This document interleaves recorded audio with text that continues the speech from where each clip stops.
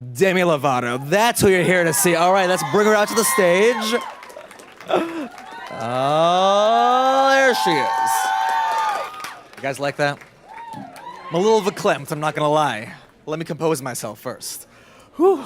Fifth album. Tell us what's new. How's this different So, from the rest?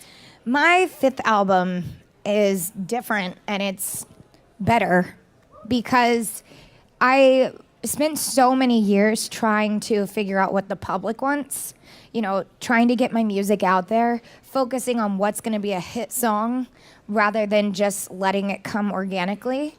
And when I was able to do that, when I was able to let go, going into this next album, I told myself, I was like, I don't care if it's gonna be accepted by everyone. What I want is, I want to make sure that I'm true to who I am and authentic to myself as an artist. So that's what's different on this album. Yeah. At what point did the title track and the name of the album come into focus?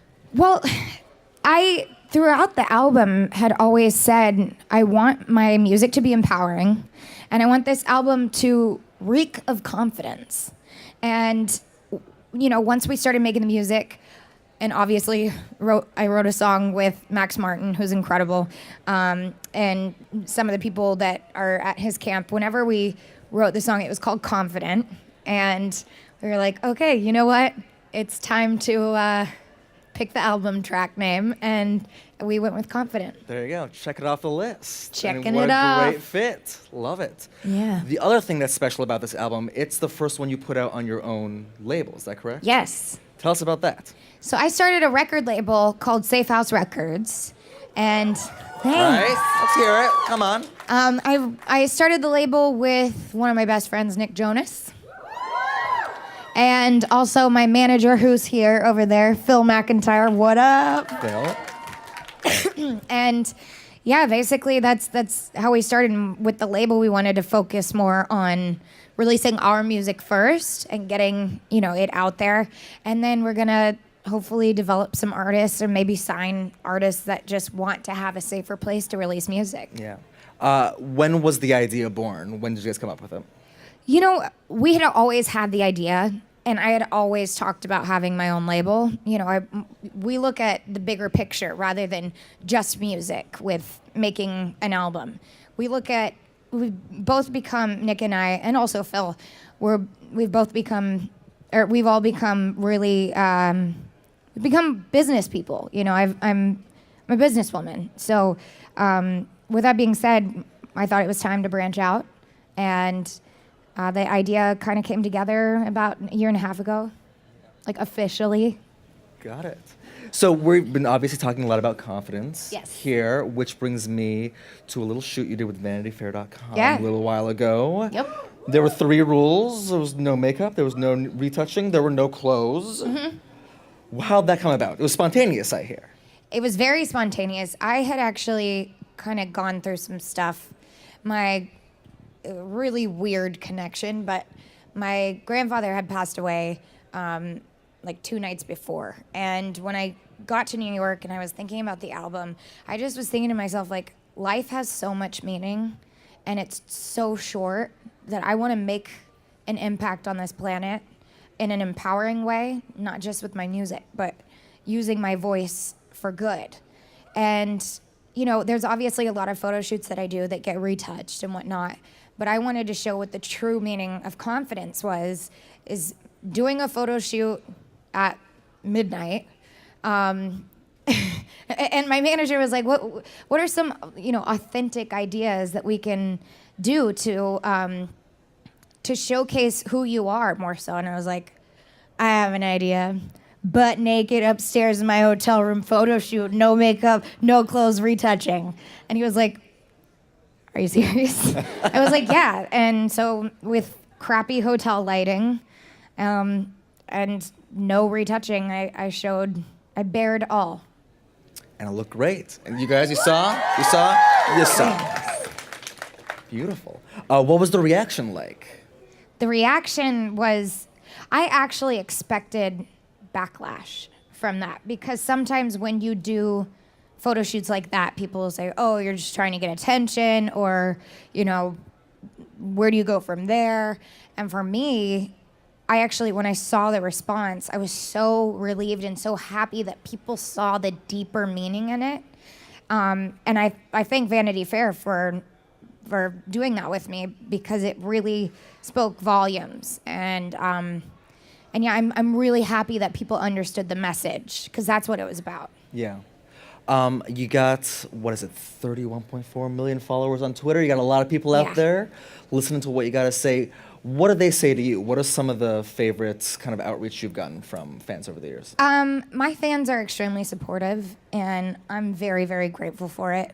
I have fans in here that I've known for literally like 7 years now, and first name basis, everything. It's incredible to have a loyal fan base, and so to hear the support that I get from them, and also the really inspiring messages like, you saved my life, or you helped me come out to my parents, or you helped me get help for my issues. It's really meaningful to me. So when you do something like a shoot like that, are you thinking about those people Absolutely. out there? I'm thinking of every single person that looks in the mirror and says, that flaw, that flaw, that flaw, I need to get rid of it. I'm not good enough. Because that's what I did for so many years. So not only was it empowering and hopefully inspiring to many people, it was actually very empowering and liberating for myself to be like, here, take it or leave it. Like, I got a bruise on my butt in one of the pictures. And yeah, that's it. That's me. I want to encourage people to be themselves, especially in this day and age where there's so much Photoshop and retouching and Instagram. We got to stay true to who we are. Yeah. Going back to the album, it closes on a very personal song. Yeah. Called Father. Mm-hmm. Tell us a little bit about that song, first of all. Father was a song that I wrote with an amazing artist named Lale. She's a Swedish artist, and she's incredible. I had been going through some stuff because it was around Father's Day that I wrote this song. My biological father had passed away about 2 years ago, basically on Father's Day, around that time. And every Father's Day, it's extremely difficult for me. And with that being said, I didn't know how to have closure with it. And Syra, who's actually on my album, she's on a song called Waiting For Ya. She's another artist and one of my best friends. And I called her and said, I don't know what to do. What do I do? And she's like, why don't you write a song about it? So I faced my fears and I wrote a song called Father. And what was it like when you're working with another songwriter on something so personal? Because they're seeing a side of you very personally before you put it out in the world. Right. I'm an open book. Like my motto is to not have secrets with the world, because then you just you walk on eggshells trying not to let the world find your deepest, darkest secrets. So I just put it all out there and hope that it inspires someone. With that situation, Lala and I were sitting in the room, and I just spilled my guts out to her, told her the story. One day I'll tell the story. It's a lot, but one day I'll tell the story. And she kind of let it digest and came to me with the idea, and then I finished the song. That's great. When I remember a while back, a few years ago, when you were recording Skyscraper, had a bit of it was an emotional recording. When you're doing a song like Father or Stone Cold, the kind of raw stuff, does it get emotional in there? Absolutely. Every time that I record a song, I need to relate to it, whether I wrote it or not. Most of the songs I wrote on this album, but Skyscraper I didn't write on, and you can really hear me connecting to the song. So with that being said, it was very difficult for me to write and record that. Mm-hmm. Father. Yeah. But you're one tough chick. Yeah. Right? Let me ask you, what scares you?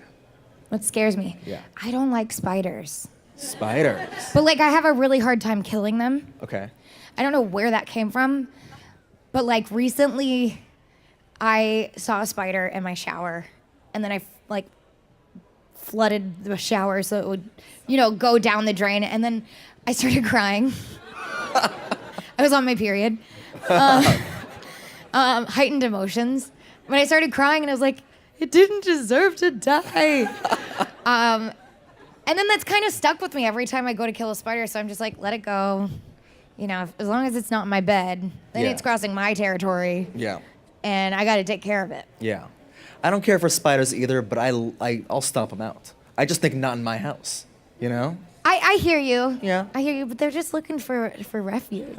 Okay. Do you have to have Wilmer come and kill them? Does he do that?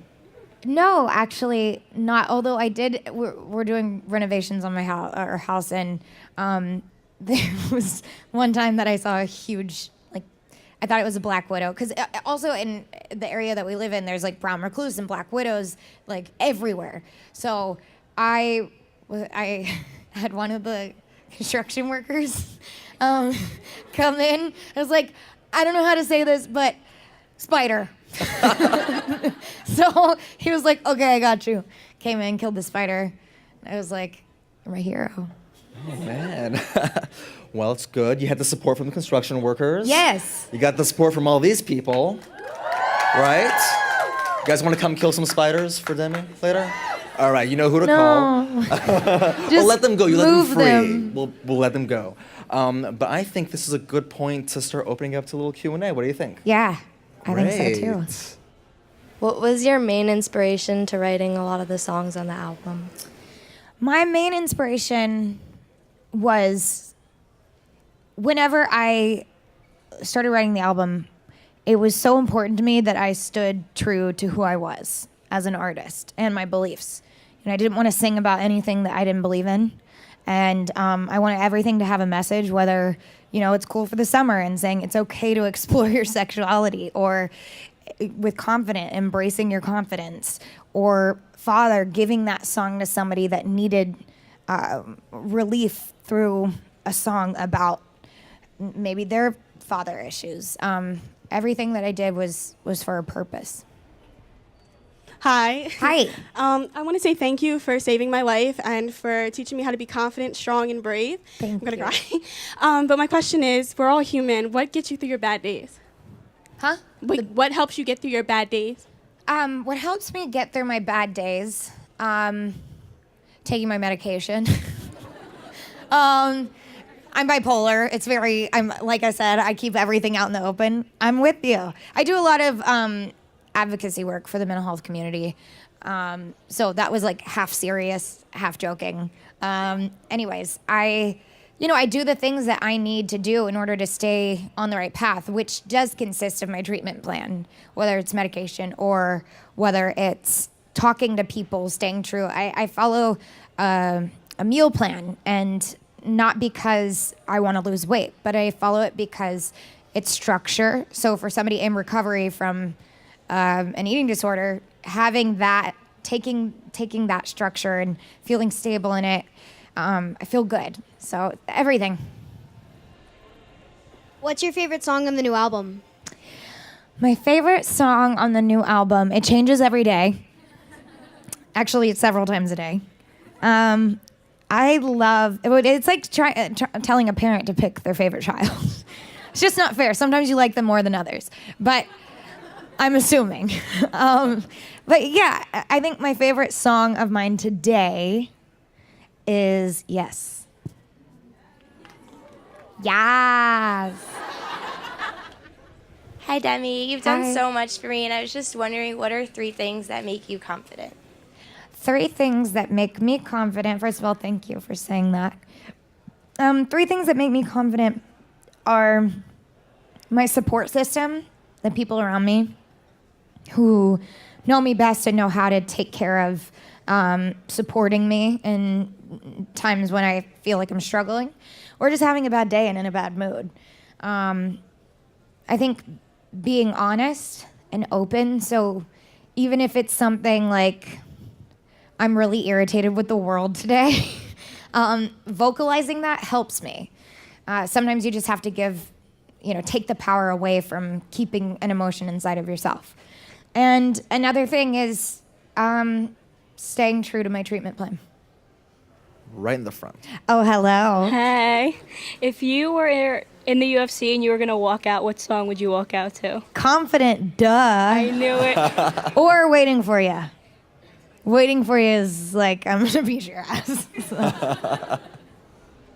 Hi, Demi. We came all the way from Bonaire. And, Where? Bonaire. Where is that? It's a small island in the Caribbean. Wow, I'm gonna come visit. Yay, that was my question actually, because there's so much fan there. And we wanted you to come visit us. I will totally come visit. Can I come to your house? Yeah, sure. Okay. Hi, Demi. Hi. I just have one question. Good. What are you most excited? So we only have time 10. for one. I have 10 questions. What are you most excited about to go on tour? Pretty much. I'm most excited to play my new songs and also sing my butt off. That's what I have fun doing. Is as much fun as I do like running around on stage and dancing and performing, the songs that I have the most fun singing are the ones where I'm standing still and able to pour every emotion into it, and focus on the vocal performance. And seeing you guys, duh. That was great. Well, thanks so much for coming out. Thank you. Talking to us. Yeah. It's been great. Thank you. Thanks, guys. Demi Lovato. Thank you guys so much. Great.